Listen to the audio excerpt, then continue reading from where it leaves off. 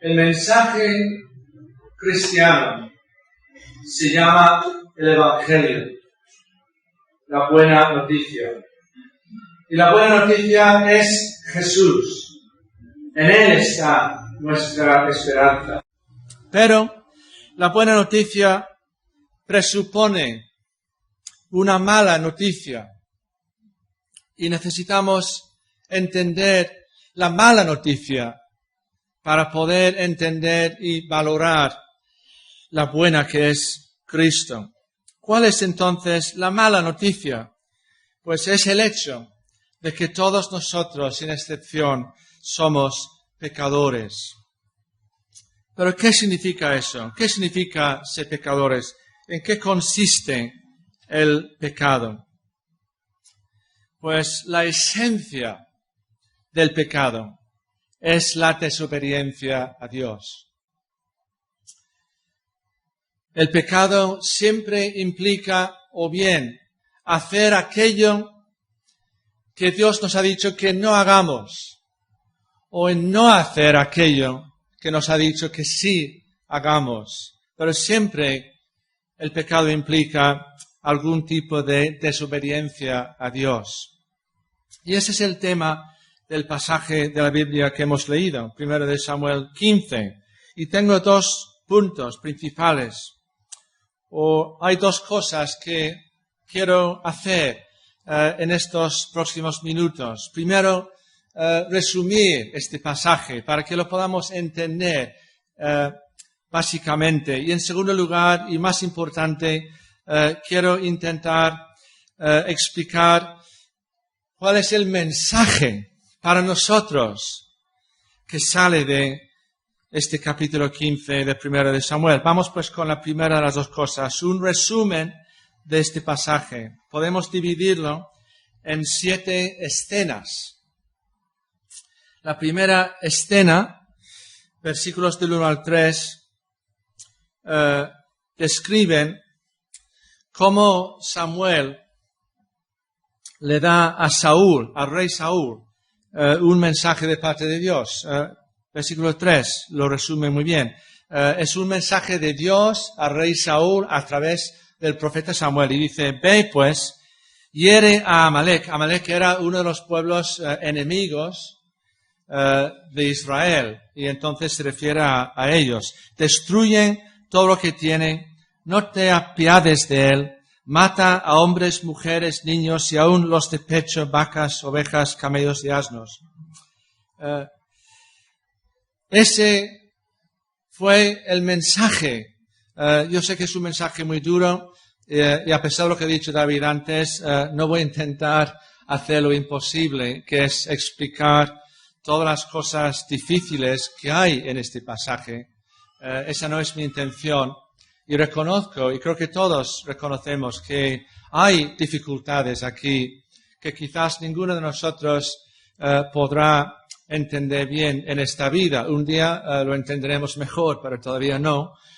Pero lo que yo quiero que recibamos esta mañana, hoy, es más bien lo que el Señor, lo que yo entiendo que el Señor nos quiere decir a nosotros, a vosotros y a mí, a través de este pasaje, que es al final el fin, o debería ser el fin de cada predicación o de cada mensaje. Pero vemos aquí claramente que Dios le dio a Saúl una misión a través del profeta Samuel. Y es la primera escena. La segunda escena, que va del 4 hasta el 9, lo que vemos aquí es cómo Saúl parece obedecer a Dios, pero que en realidad le obedece solo a medias. Es decir, vemos cómo sale Saúl con sus hombres, con sus soldados para destruir a los amalecitas, a ese pueblo que Dios había dicho que destruyesen, pero lo dejó a medias. Fue una obediencia parcial solamente, no una obediencia total de lo que el Señor le había mandado hacer a Saúl. Y esta es la segunda escena, del 4 al 9. La tercera escena, solo son 2 versículos, el 10 y el 11, y en estos 2 versículos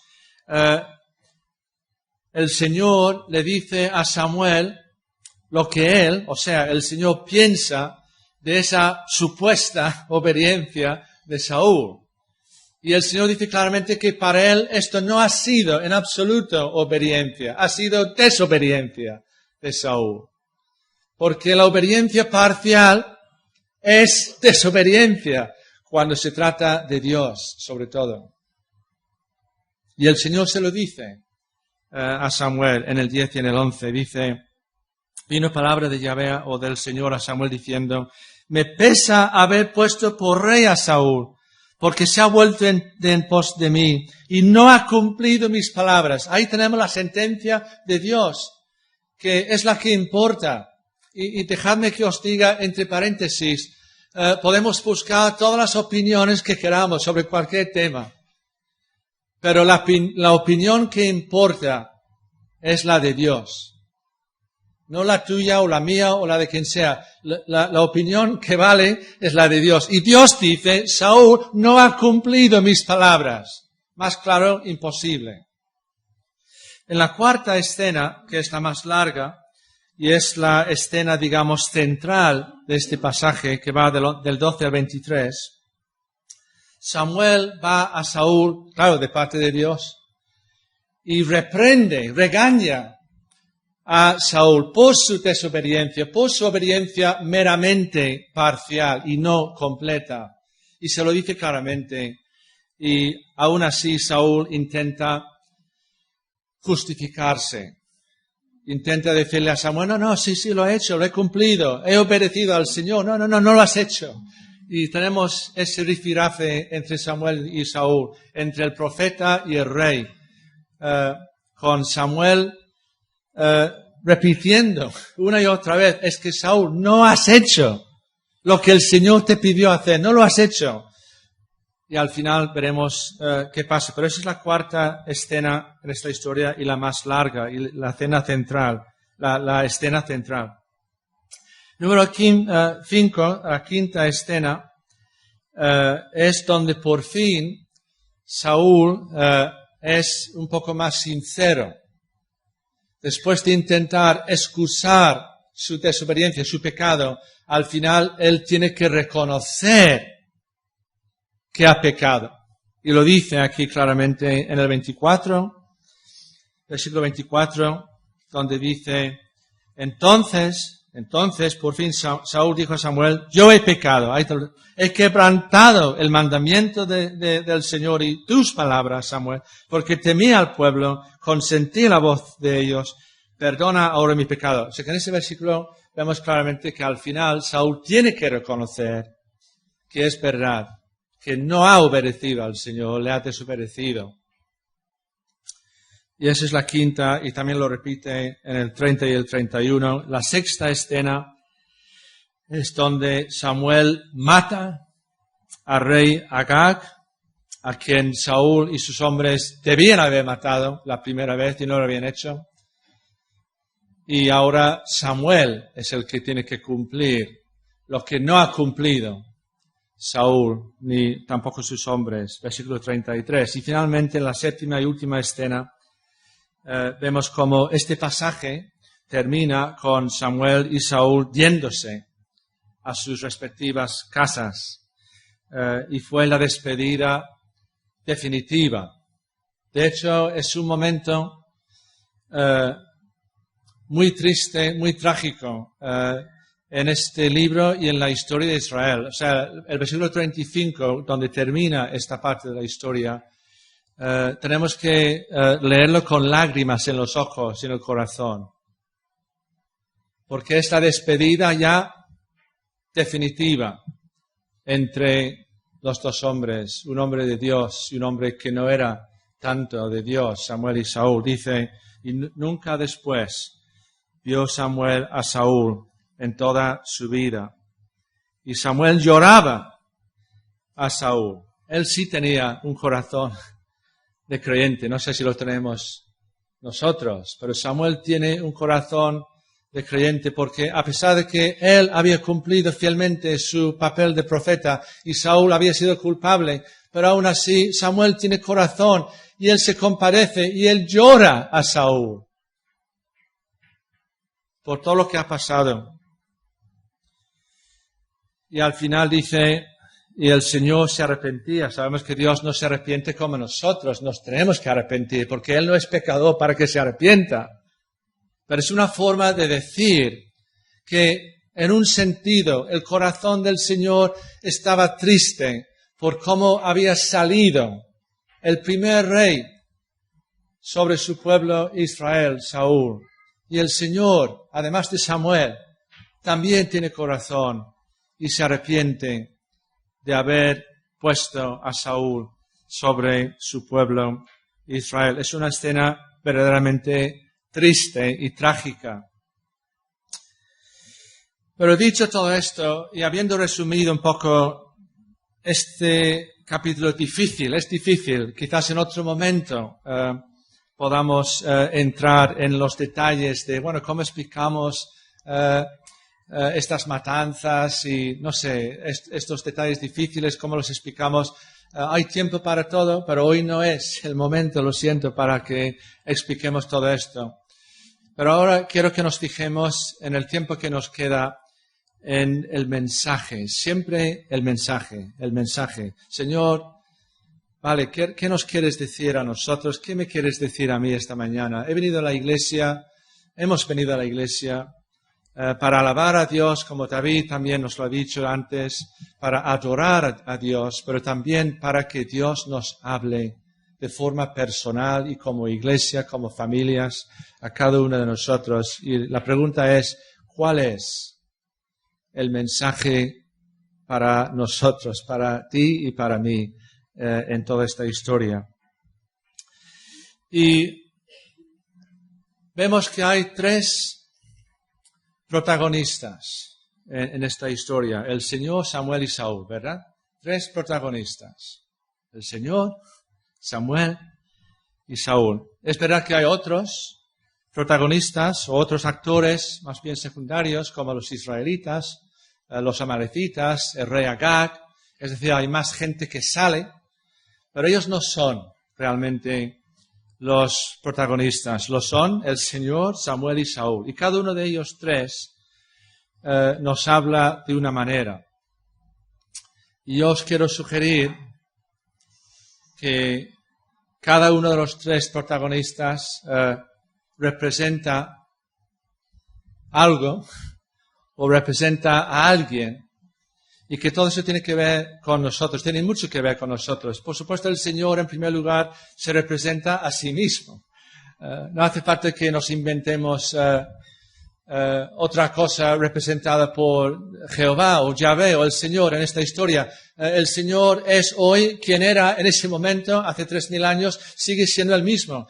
El Señor que habló y que actuó en ese momento sigue hablando y sigue actuando. Él no ha cambiado porque Dios no cambia, es inmutable. No como nosotros que cambiamos continuamente, pero Dios no, Él no cambia.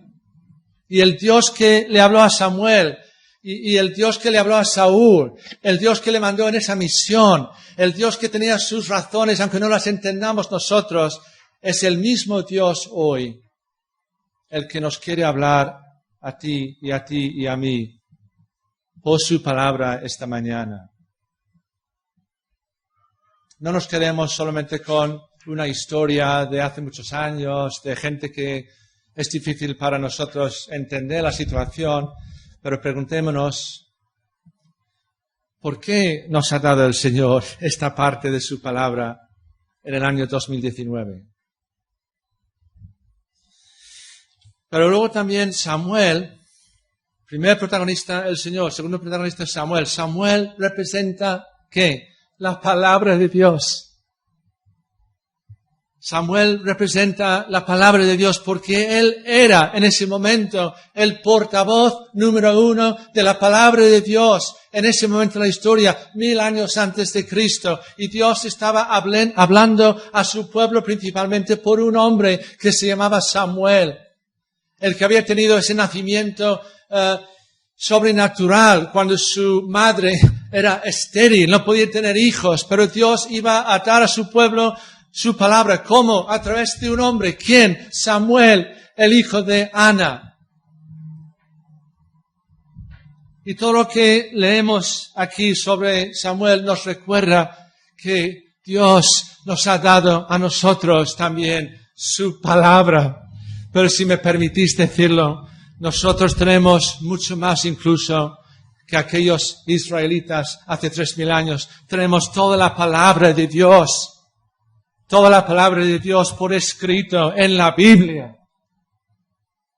Y ya no necesitamos que resucite o que vuelva Samuel del cielo, del paraíso, para hablarnos, porque tenemos la palabra de Dios completa. Toda la escritura es inspirada por Dios. Y tú y yo la tenemos en nuestras manos, en 20 versiones diferentes de la Biblia para poder elegir y en el idioma que queramos. Y el mensaje de este pasaje es que, al igual que el Señor habló en aquel momento de la historia, Él sigue hablando y nos habla a nosotros y te habla a ti y te está hablando, te quiere hablar a ti, seas quien seas esta mañana. Pero primer protagonista, el Señor; segundo, Samuel, la palabra de Dios, pero quiero centrarme en el tercero, que es Saúl. Porque en esta historia, Saúl nos representa a nosotros. Eso duele, ¿no? Porque Saúl no es el bueno. Saúl es el malo de esta historia. Pero Saúl somos nosotros, tú y yo.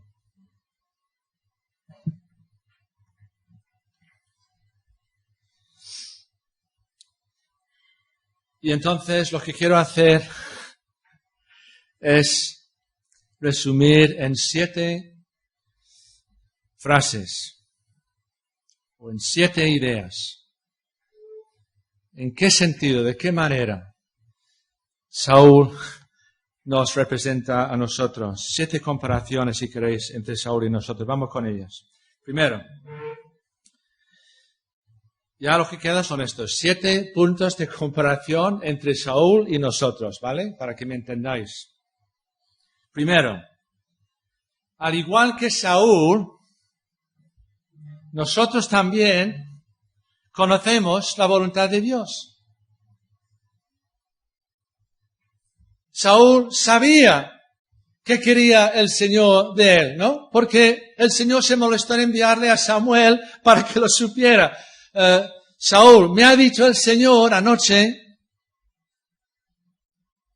que te diga que vayas en una misión para destruir a un pueblo que siempre ha estado en contra de mi pueblo y por lo tanto en contra mía, y por lo tanto tienes que ir a destruirlos a todos. Y Saúl no tenía ninguna duda. Podemos entrar ya después en la salida de la iglesia. Ya, pero ¿cómo puede Dios hacer esto? ¿Cómo puede Dios permitir lo otro? Vale, eso es difícil, ¿de acuerdo? Pero donde no hay ninguna dificultad es en el hecho de que Saúl no tenía ninguna duda sobre lo que Dios le estaba diciendo. Porque fue un mensaje claro.